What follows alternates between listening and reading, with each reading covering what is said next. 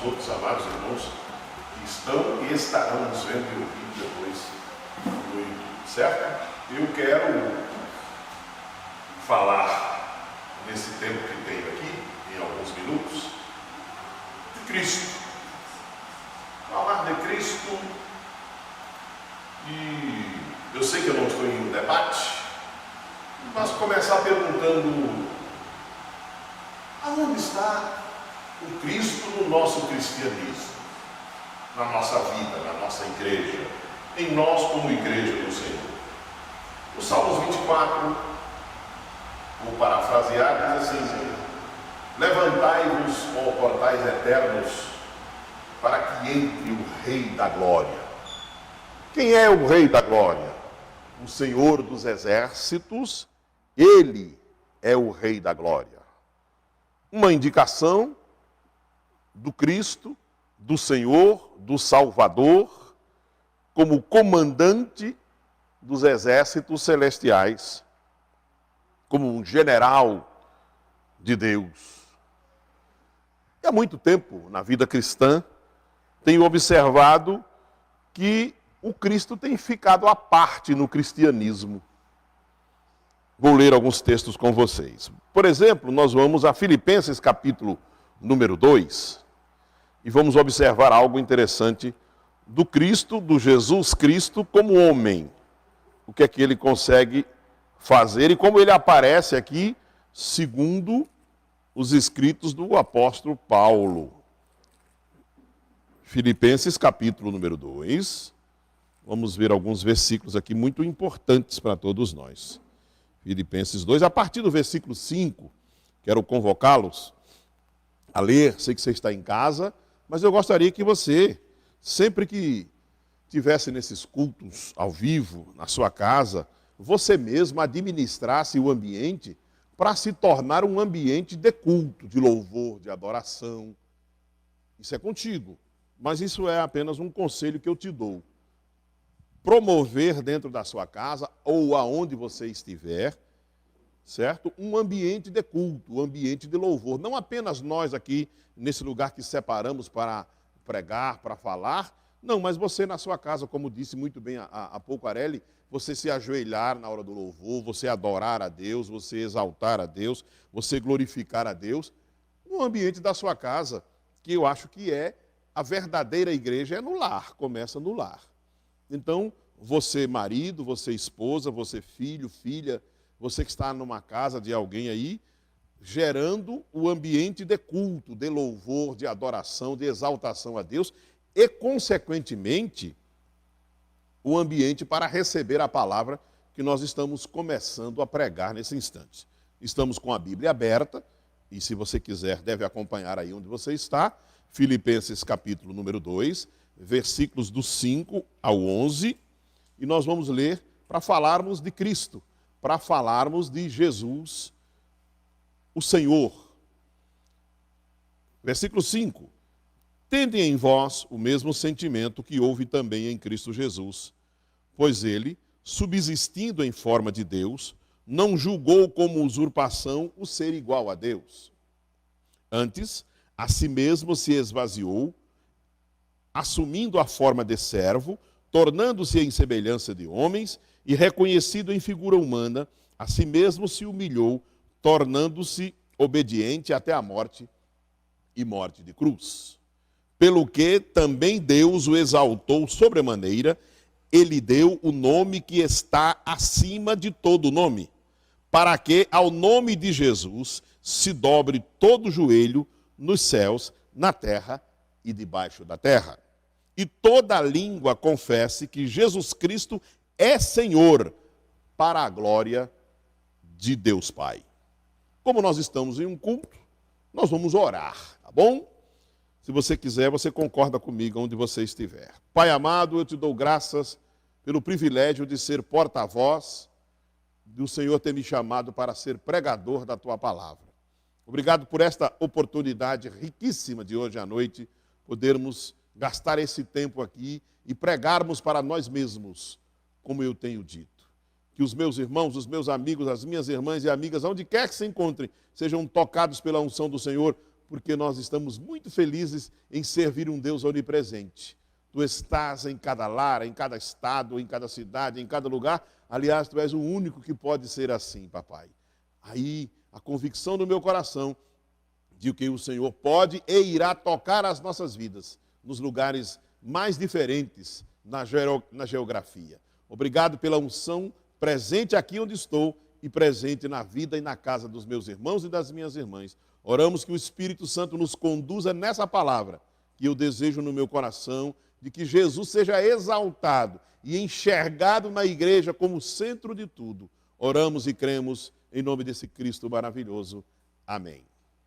Amados, o texto lido mostra um Jesus, o Cristo, o ungido, o enviado, separado no céu por Deus para vir para a terra, fazendo coisas extraordinárias. E ele conquistando como homem na terra coisas que ninguém conquistou. Nenhum outro homem conquistou o que Cristo, como homem, aqui na terra conquistou. Por exemplo, sendo Deus, não ousou como usurpação ser igual a Deus. Antes a si mesmo se humilhou e foi obediente até a morte e morte de cruz. A palavra que tem no meu coração é que eu não vou falar de me preocupar, mas nas últimas décadas, como eu sou cristão evangélico há muitos anos, eu fico vendo que na nossa religião, às vezes, o Cristo não está. Eu vou repetir esse texto. Tende em vós o mesmo sentimento que houve também em Cristo Jesus. Isso é Filipenses capítulo 2, versículos 5 ao 11. Ele, subsistindo em forma de Deus, não julgou como usurpação o ser igual a Deus. O nome disso é humildade. O nome disso é saber onde se colocar. Esse é o Salvador da humanidade.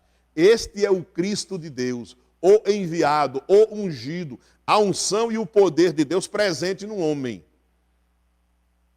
Ele, subsistindo em forma de Deus, não julgou com usurpação o ser igual a Deus. Antes a si mesmo se esvaziou, assumindo a forma de servo, tornando-se em semelhança de homens e reconhecido em figura humana, a si mesmo se humilhou, tornando-se obediente até a morte e morte de cruz. Eu não consigo entender cristianismo em que todos nós, os cristãos do mundo todo, não ficássemos ou não fiquemos o tempo inteiro somente olhando para Ele, falando sobre Ele, buscando a Ele, cantando músicas que exaltam a Ele, adoram a Ele, glorificam a Ele. E eu tenho visto isso desaparecer. Tem se dado lugar a muitas outras coisas no cristianismo e o Cristo às vezes não é visto, não é falado. Não consigo entender, confesso que não. Mas olha como ele aparece aqui, como Paulo enxerga esse Cristo. Que coisa tremenda. E ele sendo homem. Nós vamos ver coisas maiores ainda, né? Por causa da obediência, né? Pelo que Deus também o exaltou de uma maneira tal e lhe deu um nome que está acima de todo nome, ou seja, conquista. Como nós cristãos podemos parar de falar sobre o Cristo? Como nós podemos parar de orar que não seja endereçado a Deus em nome do Cristo? Porque Ele conquistou um nome que é superior a todo nome. Tudo que você falar que tenha nome é inferior a Cristo. Aí que cristianismo vamos viver? Vai ter alguém para substituí-lo? Vamos dar outro nome? A Cristo é um rio que flui. É um vento que sopra. Cristo é Cristo e não há substituto. Não há substituto para Cristo. Aí, quando Cristo é substituído, outras coisas vão tomando corpo e vão tomando lugar. Mas não há ninguém como Ele. Nem haverá. Não há e não haverá. Seguindo o texto, Deus deu a ele um nome que está acima de todo nome. Ele conquistou pela obediência, pelo procedimento, por uma vida sem pecado, como dizem as Escrituras, para que ao nome desse Jesus Cristo se dobre todo o joelho. Aí o texto não diz aqui na terra, os homens pecadores, as mulheres pecadoras, de todas as religiões, não, diz nos céus e na terra, ou seja, um reconhecimento no universo da grandeza do Cristo. Todo joelho, o que tiver joelho é para se dobrar. E o que tiver joelho e não se dobra vai quebrar. Tem joelho, não é nobre causídico. Tem joelho, mas não se dobra, vai ter que quebrar. Tem joelho. Olha o texto. Para que ao nome de Jesus, todo joelho se dobre nos céus, na terra e debaixo da terra. Aí esse tempo que tenho aqui para pregar a palavra, eu estarei o tempo todo falando sobre este Cristo. Porque, repito, tenho visto o Cristo do cristianismo, das igrejas evangélicas como nós, sumido entre os dedos. É substituído por palestras, por autoajuda, por conselhos psicológicos, psiquiátricos, é substituído por campanhas, é substituído por técnicas, por métodos. E nada disso é substituto, porque não há substituto para Cristo e não há preenchimento para a vaga se Cristo deixasse de existir. E ele continua existindo e está assentado à destra do Pai e intercede pelo seu povo. E ainda bem que intercede. Até quando esquecido é. Até quando substituído é por esta série de coisas e outras que eu não falei aqui. Versículo número 11 diz assim: e toda língua confesse que Jesus Cristo é Senhor. Senhor, não precisa estudar muito para saber o que é Senhor. Senhor manda, Senhor é, Senhor tem, Senhor possui. Senhor é dono. Um cristianismo que o Cristo não é o proprietário do seu povo. As circunstâncias, às vezes, dominam e governam sobre um povo chamado cristão. Os costumes, as culturas, as ideias. E todos nós cristãos chamamos Jesus de Senhor, mas damos a Ele a primazia. Ah, mas o senhor não está num debate. E daí? Eu estou pregando e falarei aquilo que, como um homem de coragem que tem, falarei. Nós estamos dando a primazia, nós estamos deixando Cristo ocupar o lugar que é dele de Senhor na nossa vida. Eu estou dizendo nós, os cristãos, os evangélicos do Brasil e do mundo todo. Ele é Senhor mesmo, ele comanda as nossas vidas. Porque se ele comandar, o diabo não tem lugar. Não tem como permanecer. Nenhuma obra maligna pode permanecer onde Jesus é Senhor, onde o Cristo é Senhor. Nem na minha, nem na sua vida, nem igreja, nem denominação nenhuma. Se Cristo é Senhor, acabou. Ele é Senhor, inclusive, do diabo.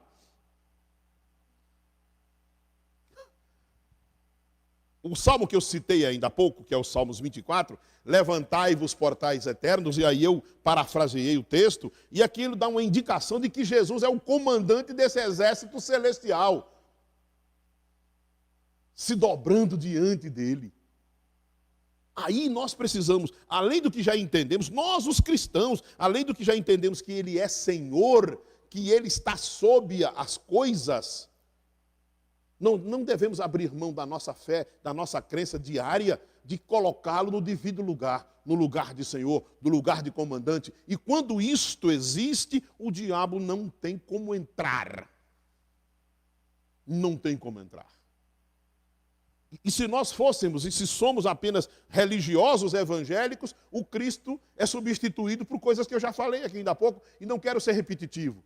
Mas se quiser eu digo, campanhas, métodos, técnicas, livro e palestra de autoajuda, e não tem como nada nem ninguém substituir o Cristo, porque ele veio da parte de Deus para fazer o seu trabalho e fez de forma perfeita, e não há quem possa impedir nem substituí-lo naquilo que já foi feito. Quero ler com vocês também, amados, no Evangelho de João, capítulo número 1, para falarmos do Cristo que é tudo em nossa vida. Evangelho de João, capítulo número 1, coisa tremenda. Evangelho de João, capítulo 1, versículo número 3. Versículo número 3. Vamos ver o que aqui diz. Sobre o Cristo. Todas as coisas foram feitas por intermédio dele, e sem ele nada do que foi feito se fez. Eu acho que nem precisaria explicar. Alguém que todas as coisas foram feitas por meio dele, e sem ele nada do que foi feito se fez. E aí, Tem vaga para alguém? Cabe mais alguém? Há como tirá-lo dessa posição? Nós precisamos pregar mais sobre isso. O povo cristão precisa falar mais no Cristo, precisa cantar mais sobre o Cristo, precisa buscar mais o Cristo, precisa se render mais ao Cristo.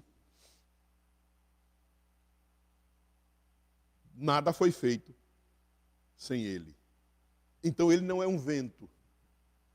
Ele não é um arrepio dos evangélicos. Ai, estou me arrepiando. Jesus! Não é nada disso. Ele é o Senhor. Ele é o comandante. Ele é o todo-poderoso. E se os exércitos dos céus obedecem a ele, imagina o resto. Pensa no resto. Vamos mais texto. Nós temos mais Bíblia. Mateus, capítulo 12. Veja lá. Capítulo 12 tem uma discussão ali de Mateus. Evangelho de São Mateus, capítulo 12. Tem uma discussão ali de Jesus com os religiosos da época. E religioso sempre dá um problema, né? Ou muitos problemas. Mateus, capítulo número 12. Interessante aqui. Jesus é Senhor do sábado. A religião tem muito isso, né? As religiões têm muitas datas, tem muitas pessoas, muitos gestos, muitas coisas. A religião tem muita caricatura que a gente não dá para identificar o que é, mas que substitui a verdade. E o cristianismo não tem como permitir substitutos. Por aquele tempo, Mateus 12, 1, em dia de sábado, passou Jesus pelas searas, onde, estando os seus discípulos, com fome, entraram a colher espigas e a comer. Os fariseus, porém, vendo isto, disseram: eis que os teus discípulos fazem o que não é lícito fazer em dia de sábado. Mas Jesus lhes disse: não lestes que não lestes que o que fez Davi, quando ele e seus companheiros tiveram fome, como entrou na casa de Deus e comeram os pães da proposição, os quais não lhe era lícito comer, nem ele, nem os que com eles estavam, mas exclusivamente os sacerdotes? Ou não lestes na lei que aos sábados os sacerdotes no templo violam o sábado e ficam sem culpa? Pois eu vos digo, olha o que o versículo 6 diz, é para arrebentar a boca do balão. Pois eu vos digo, aqui está quem é maior do que o templo. Não imaginou, amados? Uma pessoa ouvinte do rádio fala sobre isso. Você prega e nos leva a pensar.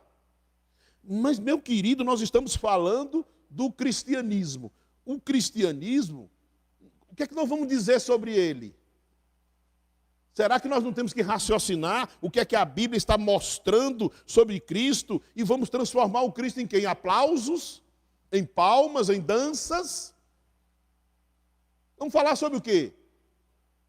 Cristianismo é para nós enxergarmos, falarmos, quem sabe pela fé até apalparmos o Cristo o tempo todo, nos agarrar com Ele de dia e de noite, até sonhar com Cristo. Senão, seremos meramente religiosos. E não teremos um Senhor, mas glória a Deus que temos. Olha o que Jesus responde para os fariseus. Aqui está quem é maior do que o templo. Isso foi uma confusão das maiores que Cristo Jesus fez ali com os religiosos da Judéia. Ele disse diante deles que ele, Jesus, filho de Maria com José, enviado de Deus, é maior do que o templo hebreu. Que afronta para eles. Mas sabe que à luz da Bíblia é verdade? Jesus é maior que o templo, Jesus é maior que a religião, Jesus é maior que os nossos sentimentos, que as nossas ideias, do que os nossos achômetros, porque nós seres humanos achamos muita coisa. Lê meio versículo, mas eu acho que é assim. Então lê a Bíblia toda, algumas vezes, de preferência, para não ficar achando. Jesus afrontou eles com a verdade. Aqui está quem é maior do que o templo. E o templo, sacrossanto, para eles, em sua religião, imagina que coisa foi, que confusão causou na mente dos religiosos da época, os fariseus, dos mais ferrenhos religiosos. Amados, nós os cristãos, onde temos posto, colocado o nosso Cristo, o Senhor. Porque se a gente vai ler a Bíblia toda, nós vamos ver indicações, amostras, nós vamos ver lampejos, nós vamos ver aparições, nós vamos ver teofanias, nós vamos ver uma série de coisas que mostram o Cristo operando, atuando, sendo, acontecendo, fazendo, do Gênesis até ao Apocalipse. A Bíblia vai acabar e o Cristo vai continuar. Ele vai estar em todos os 66 livros da Bíblia. A Bíblia termina e o Cristo continua. Mas parece que de um tempo para cá está dando uma certa amnésia.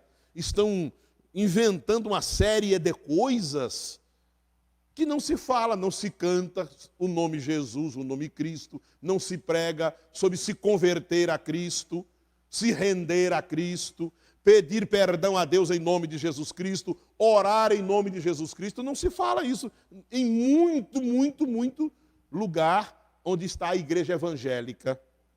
As nossas, o que botaram um apelido, nós recebemos e ficamos com isto. Olha os textos lidos. Salmo 24, manda os portais dos céus se dobrar, se levantar, se abrir, se erguer, facilitar para entrar o Rei da Glória. Filipenses, que Paulo fala, diz que ele conquistou um nome que é maior do que todo nome que existe. E nós vamos nos pronunciar de que forma? Nesta quarta-feira à noite, neste culto ao vivo que nós estamos participando aqui, abra o seu coração para absorver isto e para dormir e acordar, ao invés de meramente evangélico, se tornar um cristocêntrico. Pôr Cristo no centro da vida, em tudo, nos relacionamentos, no comércio, na faculdade, no trabalho, no casamento, nas compras, nas vendas. Cristocêntrico. Se não, vou repetir e você pode até não gostar, vamos nos tornando cada vez mais meramente religiosos e coisíssima nenhuma mais que isso.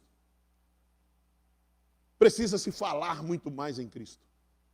Mencionar, até porque esse nome tem um poder que quando se fala no ambiente onde você estiver, o que tiver de trevas vai ter que ser dissipada. Se tiver demônio, vai sair correndo. Se tiver enfermo, vai ficar curado. Se tiver tristeza, vai saltar de alegria. Se tiver depressão, vai haver libertação. Se tiver síndrome do pânico, vai ter agora alegria da paz e da saúde e da tranquilidade. Oh, amados, oh, meus queridos, vamos voltar um pouquinho para João 1,3. Nada do que foi feito se fez. Eu já estudei há muitos anos, primeiro seminário teológico que eu estudei na minha vida. Eu passei meses estudando sobre seitas e heresias, sobre religiões das mais diversas na Terra, até cansei de fazer isso.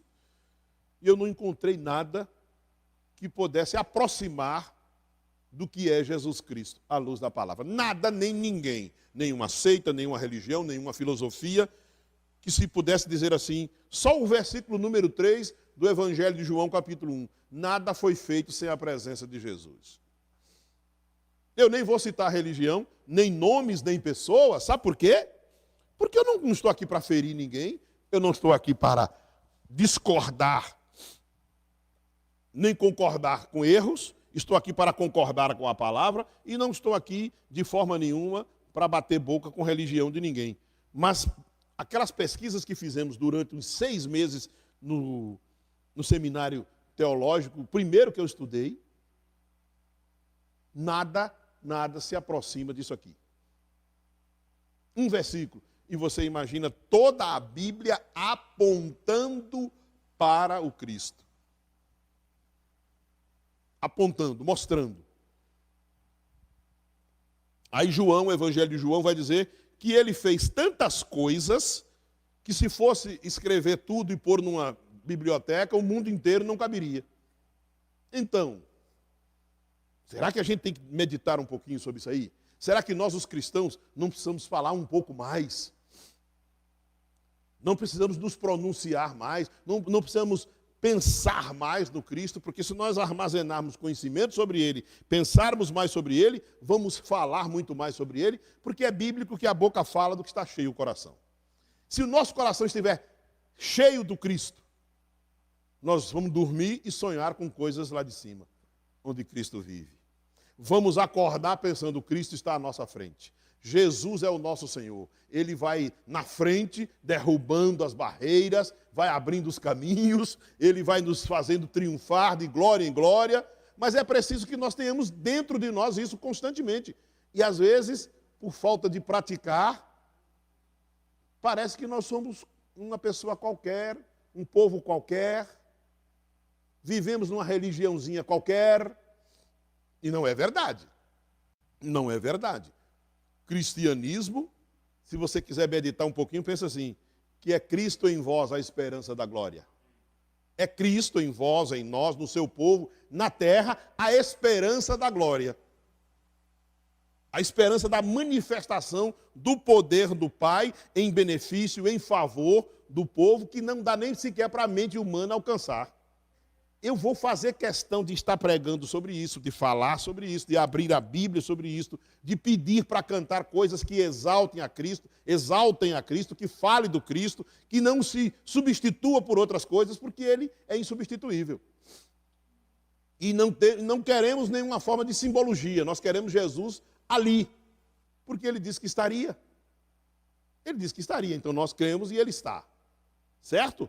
Então, eu acho que eu vou ter que voltar lá no Salmos 24, porque eu vou concluir esta mensagem falando sobre Cristo vindo do céu e voltando para o céu e depois voltando aqui para a terra, porque Ele vai vir nos buscar. Eu posso dizer amém sozinho nessa live, amém. Então, 24 dos Salmos, verso 1. Ao Senhor pertence a terra e tudo que nela contém, o mundo e os que nele habitam. Já pensou que coisa? Agora vamos saltar lá para o verso 7. Levantai, ó portas, as vossas cabeças, levantai-vos, ó portais eternos, para que entre o Rei da Glória. Quem é o Rei da Glória? O Senhor forte e poderoso, o Senhor poderoso nas batalhas. Levantai, ó portas, as vossas cabeças, levantai-vos, ó portais eternos, para que entre o Rei da Glória. Quem é esse Rei da Glória? O Senhor dos Exércitos, Ele é o Rei da Glória. Queridos, o texto que fala que Jesus morreu e depois foi ao Hades e soltou espíritos em cadeia, será que dá para a gente pensar nele com algum poder? Foi crucificado, morreu e foi ao Hades. Vamos falar num popular aqui, de forma não muito teológica, mas vamos falar assim, foi para o inferno, que nem foi inaugurado ainda, mas foi num lugar de trevas, profundezas, e soltou espíritos em cadeia. Eu sei que eu estou até fazendo uma brincadeira com isso, mas se Jesus morto pode fazer isso, imagina vivo. O que nós vamos fazer? Que cristianismo é o nosso? E vou terminar essa mensagem de hoje à noite, aqui nesta live, dizendo: aonde nós, os cristãos evangélicos, temos posto o Cristo? Eu sei aonde Ele está, pelo que a Bíblia diz. Mas nós, embora não seja usual fazer pergunta, porque nós não estamos num debate, mas eu estou em casa, então eu posso fazer. Aonde estamos colocando? Devemos meditar sobre isto, pensar sobre isto e colocá-lo em prática e em evidência na nossa vida como cristãos, homens e mulheres de Deus. No que pensamos, no que fazemos, no que falamos, no nosso procedimento, Cristo. Não podemos nos esconder, não devemos ter vergonha de carregar a nossa Bíblia, porque Cristo e a palavra são a mesma coisa. Não podemos deixar de mencioná-lo, mas não seremos religiosos, bobões por aí. Mas quando precisar do nosso testemunho vivo e autêntico, o Cristo ocupando o nosso espírito, alma e corpo, falará por nós. E seremos ouvidos E aquilo que representamos, que é o próprio Cristo, como cristãos, vai trazer resultado na vida de quem estiver próximo de nós. Esta é a palavra para esta noite, para a minha vida de pregador e para a vida de todos os nossos cristãos, nossos amados cristãos, e de todo que não é ainda, pode se converter para se tornar assim. Não esqueça de mencionar e de viver o Cristo da Bíblia. Eis aí esta palavra.